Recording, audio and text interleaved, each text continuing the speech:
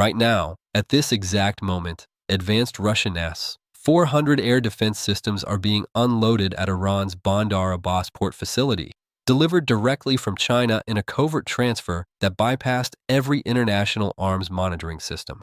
Israel's defense ministry issued a brief statement. "We are monitoring developments." Iran's supreme leader posted on social media, "The Zionist entity's airspace supremacy ends today." Two statements. One from a nation that has conducted over a decade of successful airstrikes deep inside Iranian territory. One from the regime that just received the world's most sophisticated anti-aircraft weapons from Beijing. One of them is catastrophically underestimating what happens next. Let me walk you through exactly what happened and why this changes everything about the strategic balance in the Middle East. On March 6, 2026, at approximately 0430 hours local time, commercial satellite imagery from Planet Labs captured unusual activity at Bandar Abbas, Iran's largest naval facility on the southern coast. Four Chinese-flagged vessels, identified as the merchant ships Hanjin Phoenix, Cosco Glory, Mingyang, and Pacific Navigator, were docked at the military section of the port, an area typically restricted to Iranian Revolutionary Guard Corps naval assets. By 0600 hours, analysts at ImageSat International confirmed that massive cylindrical containers measuring approximately 40 feet in length were being offloaded using heavy lift cranes. These containers matched the exact dimensions of S-400 Triumph surface-to-air missile system components. At 0815 hours, Iranian state media outlet Tasnim News Agency, which maintains close ties to the IRGC, published a brief statement confirming delivery of advanced air defense capabilities purchased through strategic partnership arrangements. Notably, the statement did not mention Russia as the supplier. At 1030 hours, Israeli intelligence sources speaking to Reuters confirmed that the systems were indeed S-400s, but revealed a critical detail. The missiles were manufactured in China under license from Russia, not delivered directly from Russian stockpiles. This distinction matters enormously. At 1200 hours, China's foreign ministry spokesman dismissed questions about the transfer during a press briefing, stating only that China conducts normal trade relationships with all nations in accordance with international law. By 1430 hours, satellite tracking showed the four Chinese vessels departing Iranian waters, heading east toward the Strait of Hormuz. At 1700 hours, U.S. Central Command acknowledged awareness of the delivery, but declined to characterize it as a violation of any specific international agreement, a carefully worded response that reveals American legal assessment of the transfer. To understand the strategic earthquake this represents, you need to understand exactly what the S-400 system can do and what Israel is now facing. The S-400 Triumph is not some upgraded version of outdated Soviet-era missiles. This is Russia's premier long-range air defense system, considered by NATO analysts to be among the three most capable anti-aircraft systems on Earth, alongside America's THAAD and Israel's own Arrow system. Each S-400 battery consists of a command post vehicle, multiple acquisition and battle management radar systems, and up to 12 transporter erector launcher vehicles, each carrying 4 missiles. The system can simultaneously engage up to 36 targets at ranges extending to 400 kilometers. That's 248 miles. To put that in perspective, an S-400 battery positioned at Bandar Abbas can engage Israeli aircraft operating over Baghdad. A battery positioned at Isfahan can engage targets over Tel Aviv. The missiles travel at speeds exceeding Mach 12, over 9,000 miles per hour, making them nearly impossible to outmaneuver. The system employs 4 different missile types optimized for different engagement envelopes. The 40N6E missile provides maximum range capability against aircraft, cruise missiles, and medium-range ballistic missiles out to 400 kilometers. The 48N6 missile engages targets at medium range with enhanced maneuverability against evasive aircraft. The 9M96E2 missile provides point defense against precision-guided munitions and low-flying threats. The 9M96E missile handles short-range engagements with hit-to-kill kinetic interception. According to Dr. Michael Elliman, director of the Non-Proliferation and Nuclear Policy Program at the International Institute for Strategic Studies, The S-400's battle management radar can detect stealth aircraft at ranges exceeding 150 kilometers. This means Iran can now see F-35 stealth fighters that Israel has relied upon for penetrating strikes against Iranian nuclear facilities. The system's ability to engage ballistic missiles fundamentally alters Iran's vulnerability to Israeli standoff weapons. Previously, Israel could launch air-to-ground missiles from Lebanese airspace, staying outside Iranian air defense coverage. Those tactics become suicidal against S-400 coverage zones. Intelligence assessments from Jane's Defense weekly indicate China delivered between 4 and 6 complete S-400 battalions, providing Iran with coverage capability extending across the entire country and projecting defensive umbrellas over Iraq, eastern Syria, and portions of the Persian Gulf. This isn't point defense of specific facilities. This is area denial capability that fundamentally constrains Israeli operational freedom. Here's the calculation that every strategist at Israeli Defense Forces headquarters in Tel Aviv is running right now. For over a decade, Israel has maintained what defense analysts call escalation dominance over Iran. When Iran advanced its nuclear program, Israel struck Natanz. When Iran shipped advanced weapons to Hezbollah, Israeli jets hit convoys inside Syria. When Iranian forces deployed too close to the Golan Heights, Israeli missiles eliminated command posts.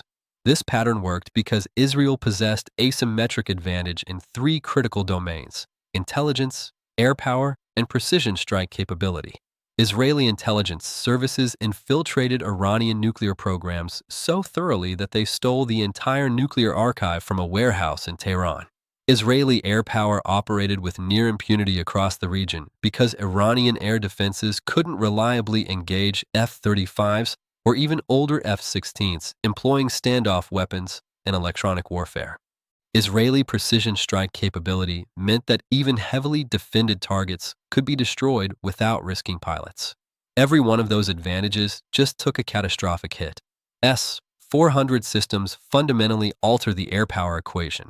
According to Air Force General Philip Breedlove, former Supreme Allied Commander Europe, the S-400 creates an anti-access area denial bubble that forces attacking aircraft to either stay outside the engagement zone, accepting reduced weapons effectiveness, or penetrate the zone accepting dramatically higher loss probabilities.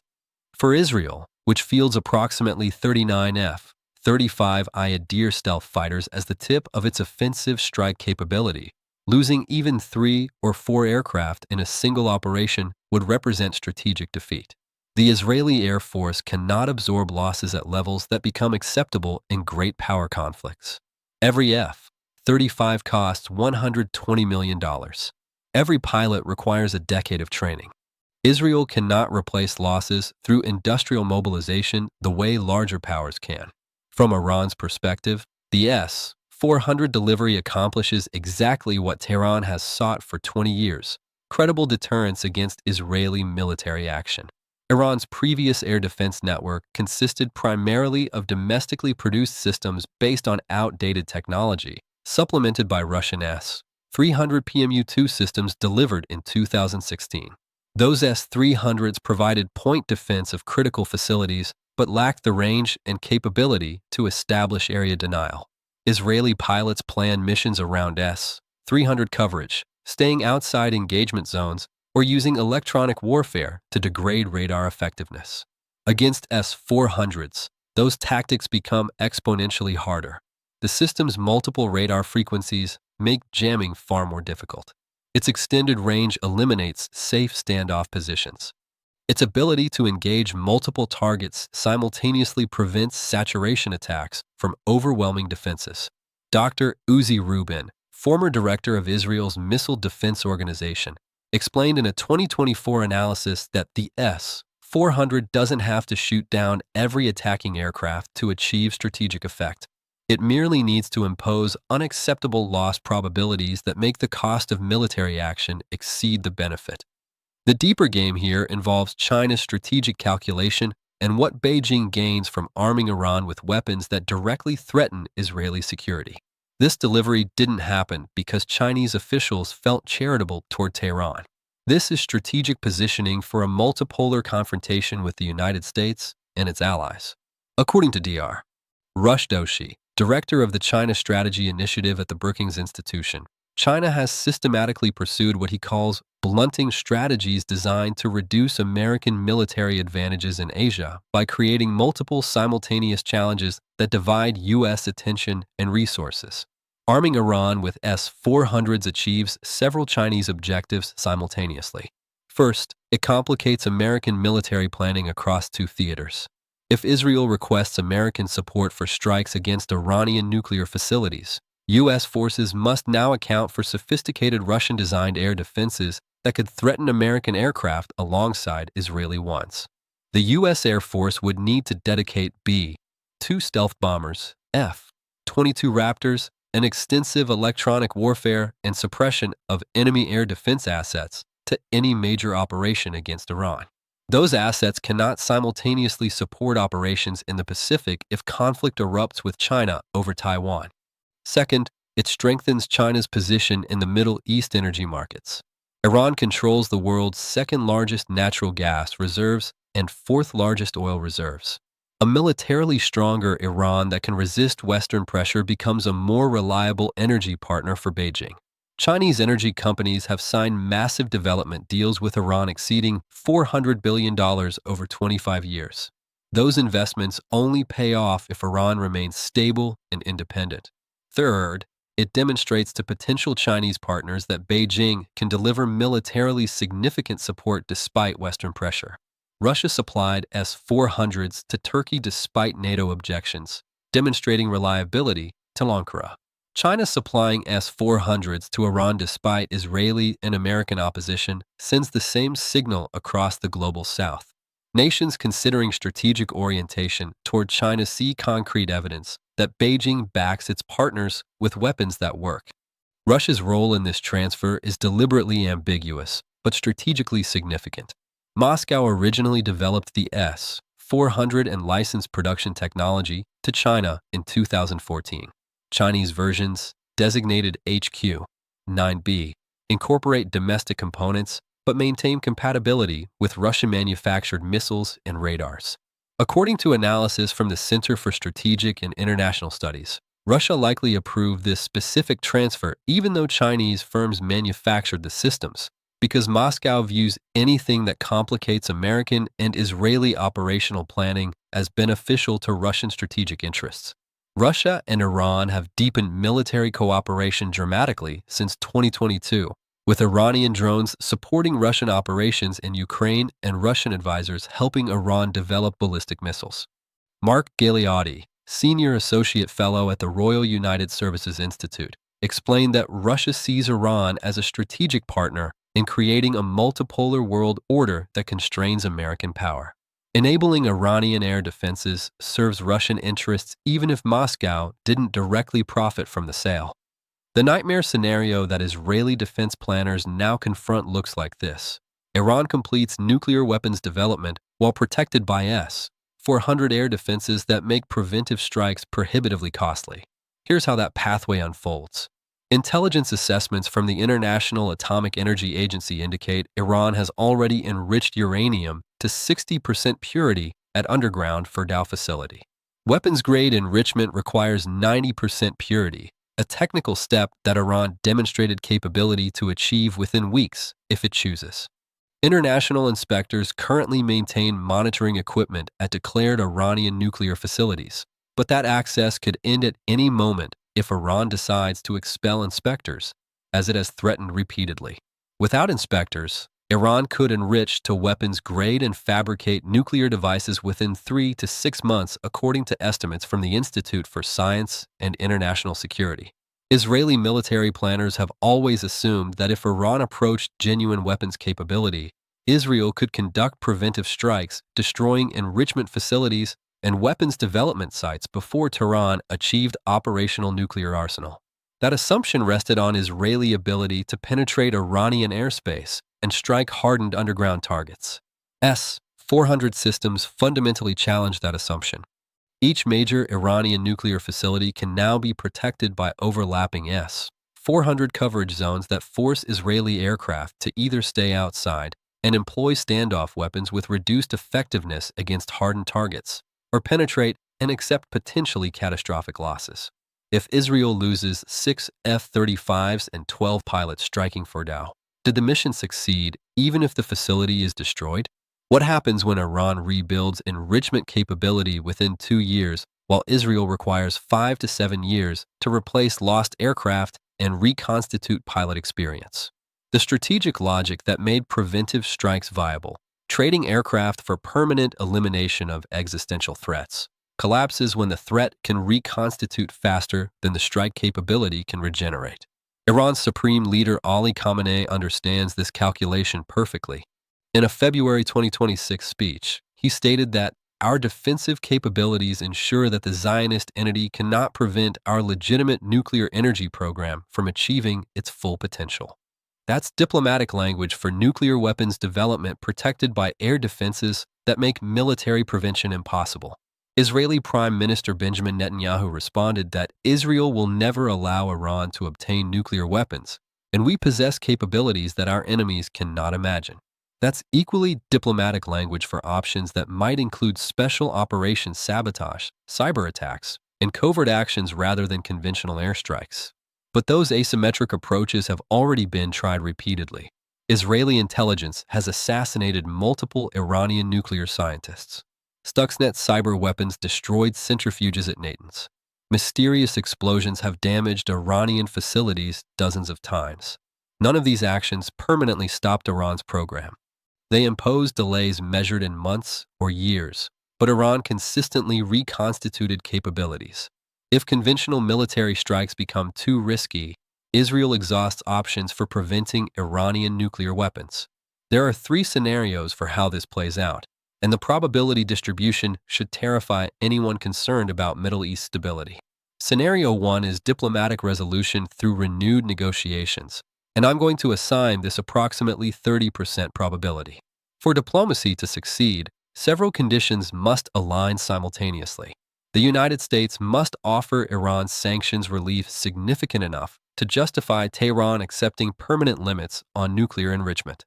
Those limits would need to include strict IAEA monitoring that prevents weapons development.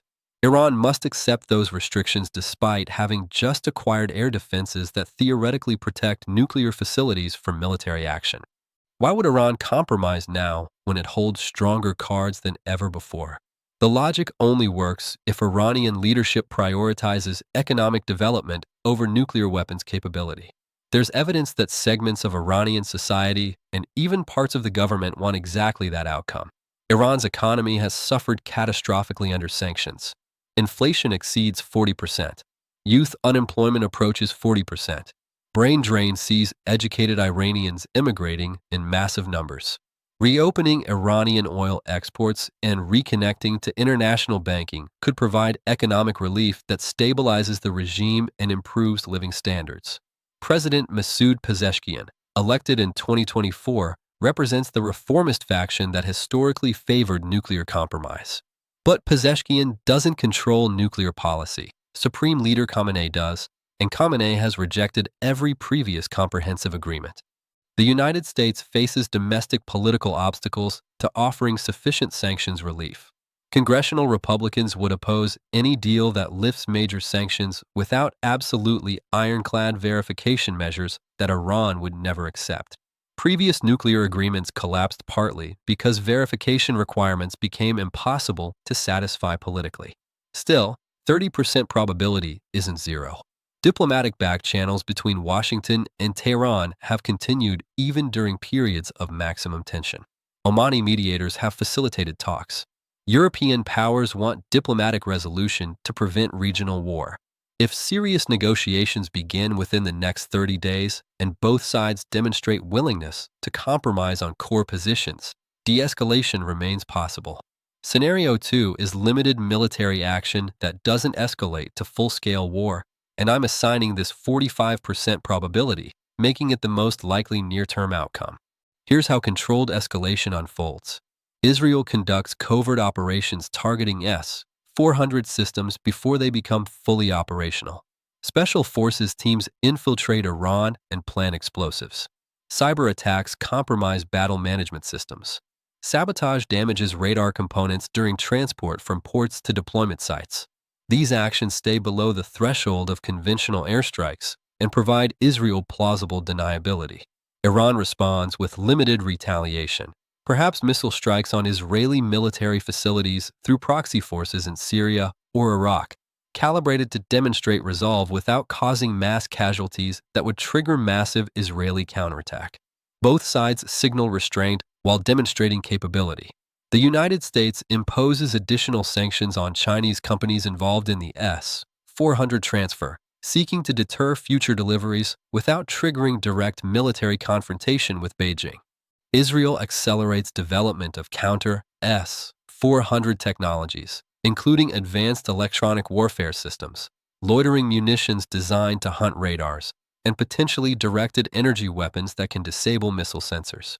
This cat-and-mouse escalation continues indefinitely, with neither side achieving decisive advantage, but both sides avoiding catastrophic war. The strategic logic supporting this scenario is that all parties have strong incentives to avoid total war, but also cannot afford to appear weak domestically. Israel cannot tolerate permanent Iranian nuclear weapons capability, but also cannot accept losses from frontal assault against S-400 defended targets. Iran wants nuclear weapons option value, but doesn't necessarily need actual weapons immediately if conventional deterrence works. China wants to support Iran, but doesn't want direct conflict with the United States. This creates conditions for what international relations scholars call competition short of war, sustained rivalry with occasional limited violence, but no existential confrontation. History provides precedents for this dynamic.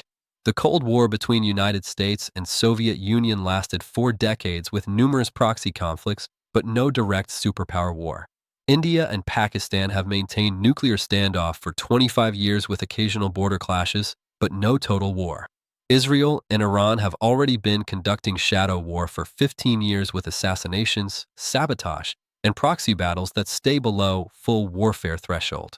S-400 delivery changes tactical parameters, but doesn't necessarily transform strategic logic favoring restraint.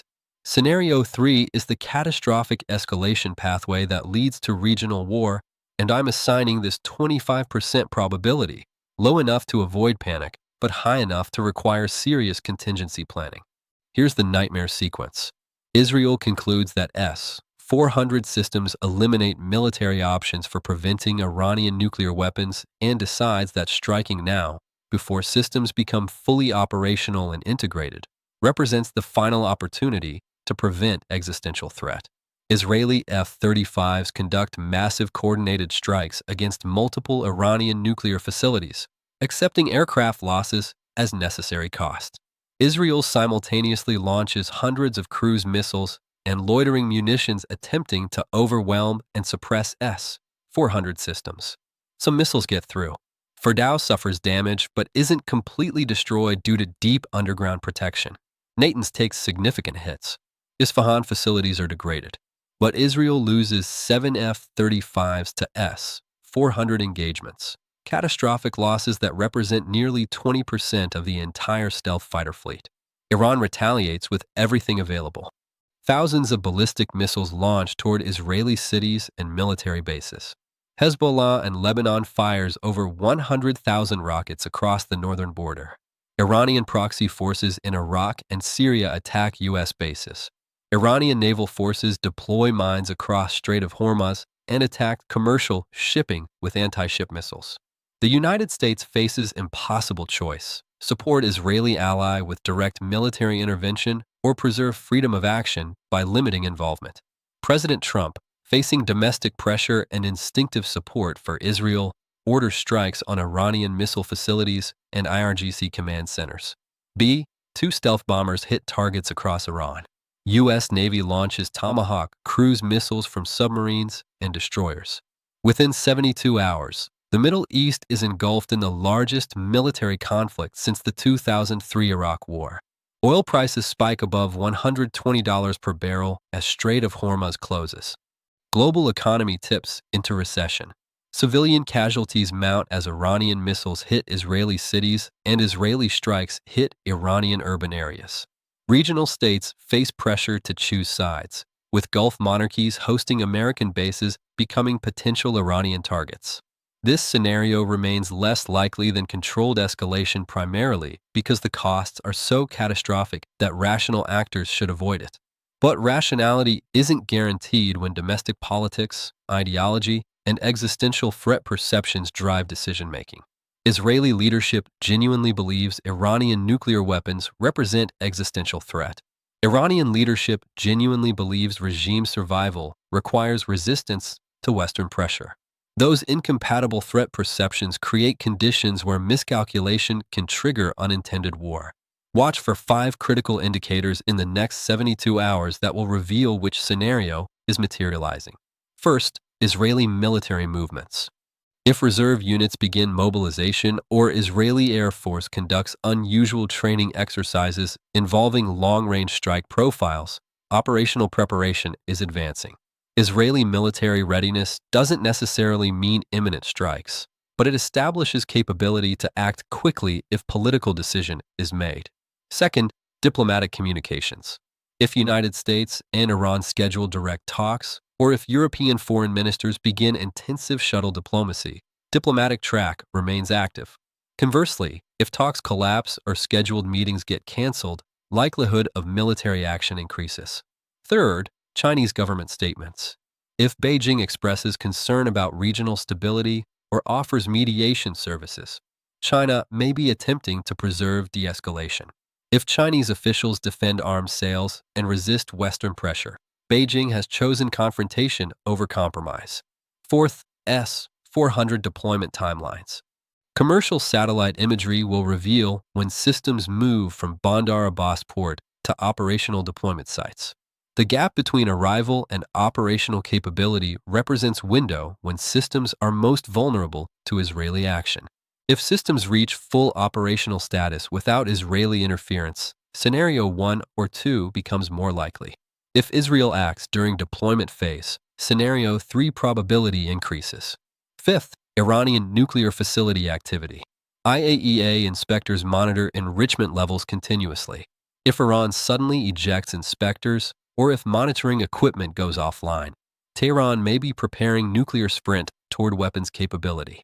That action would trigger immediate Israeli decision-making about military options. I'm tracking this situation minute by minute using multiple intelligence feeds and analytical sources that most mainstream media outlets either don't access or don't understand how to interpret properly.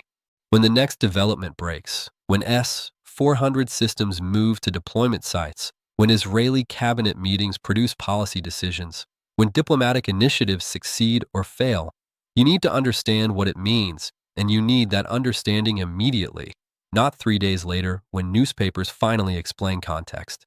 Subscribe to this channel right now. Turn on all notifications so YouTube actually alerts you when new content publishes. Mainstream media will tell you that China sold missiles to Iran. I'm telling you that the strategic balance in the Middle East just fundamentally shifted in ways that make Israeli military options exponentially more dangerous, while making Iranian nuclear weapons proportionally more likely. That's the analysis you cannot get from 30-second news segments that treat this as just another arms deal. Drop a comment because I want to know what you're seeing from your perspective. Do you think Israel will strike Iranian nuclear facilities before S-400 systems become operational? Do you think this Chinese delivery represents coordinated strategy between Beijing, Moscow, and Tehran, or opportunistic arms sales? Do you think American military power can still guarantee Israeli security if Iran acquires both nuclear weapons and the air defenses that prevent their destruction? I read every comment, and your insights help me understand how different audiences analyze these developments. The talks between Washington and Tehran remain suspended. Israeli leadership faces the most consequential military decision in the nation's history. Iran just received weapons that might make them immune to the military pressure that has constrained their nuclear program for 15 years. The next 72 hours will reveal whether diplomacy, limited conflict, or regional war becomes the new reality. Thanks for watching. The strategic balance just shifted. The clock is ticking, and everything depends on decisions being made right now in Jerusalem, Tehran, and Washington.